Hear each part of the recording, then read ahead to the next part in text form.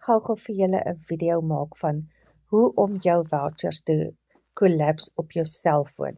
So ek gaan op hierdie 3 streepies hier heel bo, jy klik op dit, dan gaan jy na My Vouchers toe.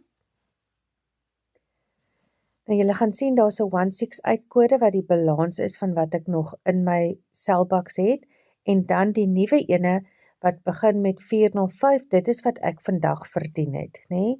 So nou wil ek mos sê, daai moet ook 'n 168 wees. So nou scroll ek net tot die ander kant toe, ek gaan klik op die onderste lyn wat 'n 405 is, want hy moet 'n 168 raak, so ek scroll na hom toe, ek klik op daai 3 kolletjies, en ek klik op Collapse Vouchers.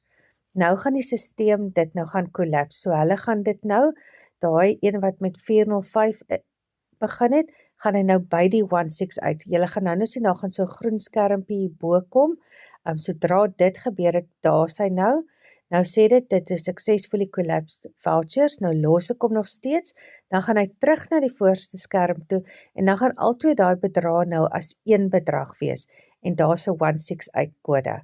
Nou daai 168 kode, dis nou die een met wie ek by enige outlet nou ek gaan nou petrol ingooi, of ek kan gou Checkers toe gaan, of wat ook al.